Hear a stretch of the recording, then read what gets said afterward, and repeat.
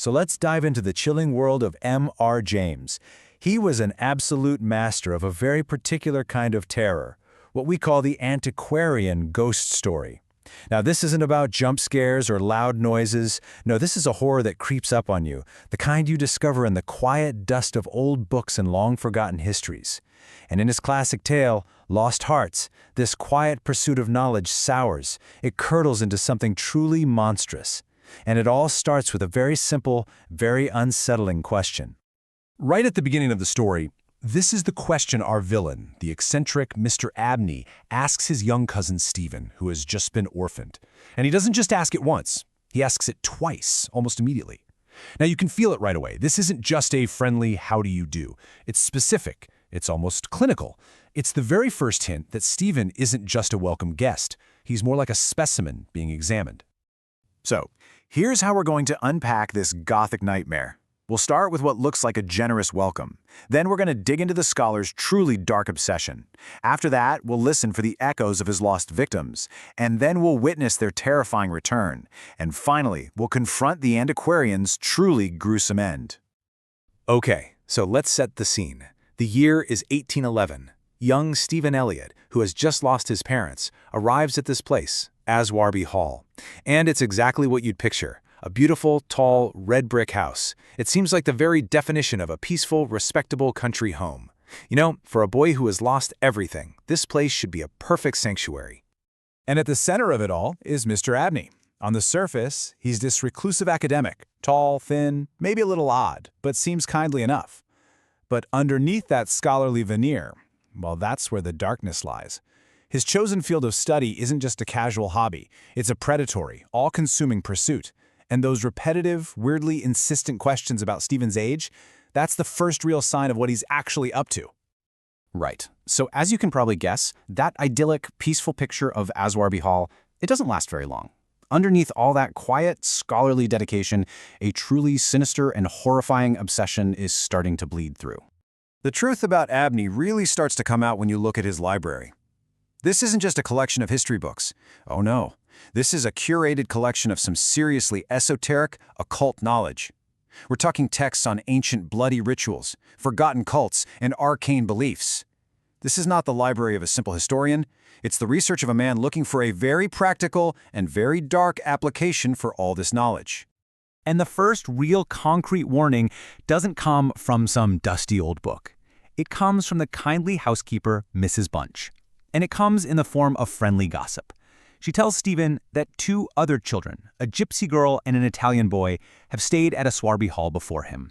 And both of them, she says, just vanished, without a single trace. And when you lay it all out on a timeline like this, man, the full horror of the situation just clicks into place. This is no longer just a sad story about some missing kids. It's a methodical, horrifying pattern. Stephen wasn't the beneficiary of some random act of kindness. No. He is the next, carefully planned step in his cousin's project, a project that's been going on for decades. Once you know this, the entire feeling of the house changes. It's not a refuge anymore. It's a place of ghosts. And the restless spirits of those lost children, well, they're starting to make their presence felt. They're desperately trying to tell someone what happened to them. Stephen starts being haunted by this recurring vision, a dream of a spectral figure in an abandoned bathtub. And the description is just bone-chilling, thin and pathetic. But the absolutely crucial detail, the thing that sends a shiver right down your spine, is its posture. The hands are clutched, pressed tightly over its heart. It's a direct supernatural clue to the awful way it died. And Mrs. Bunch's memory of that first lost girl just gives this horrifying echo to Stephen's dream. The story of her sudden disappearance, of just being gone one morning, combined with the vision Stephen keeps having, it solidifies the connection. The past isn't just repeating itself here, it's actively trying to claw its way into the present. And then things get real. I mean, literally real. The hauntings escalate from dreams into terrifying physical events. Strange scratches appear on his door, way too high for a cat or a dog. His nightgown is found with these long, thin slits cut into it right over his heart, a perfect mirror of the wound that's coming for him. Even the butler hears noises from the cellar.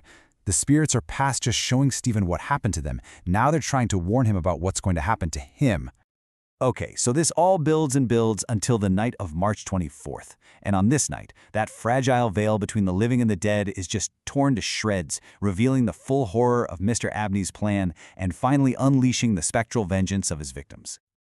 And there they are. The ghosts of the two murdered children appear to Stephen. They're not vague dreams anymore.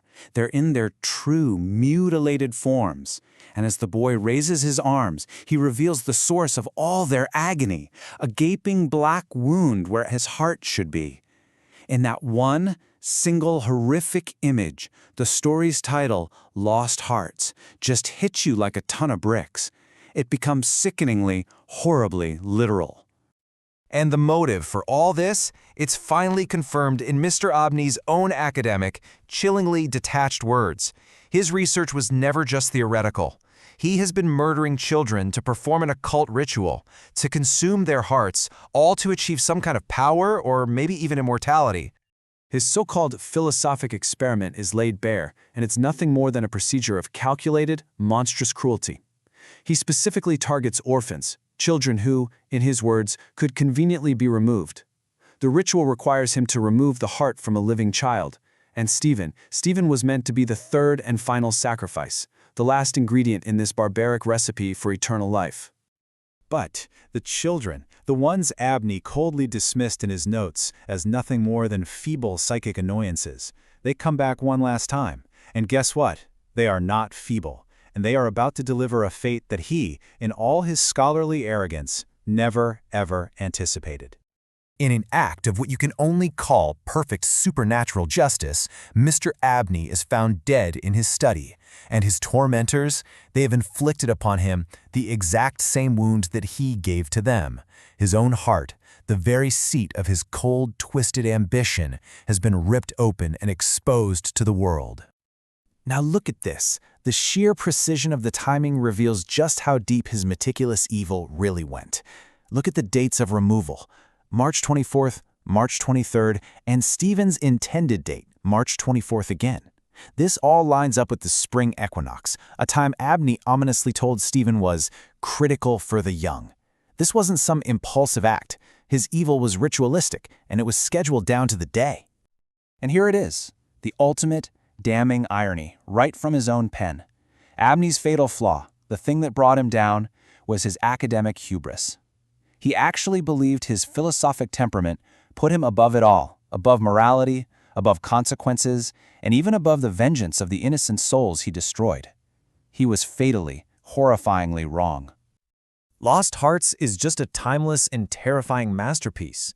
It serves as this stark reminder that the pursuit of knowledge, when it's completely stripped of any empathy, any humanity, it doesn't lead to enlightenment. It leads straight into the absolute darkest corners of evil. And it leaves us with a chilling question to ponder.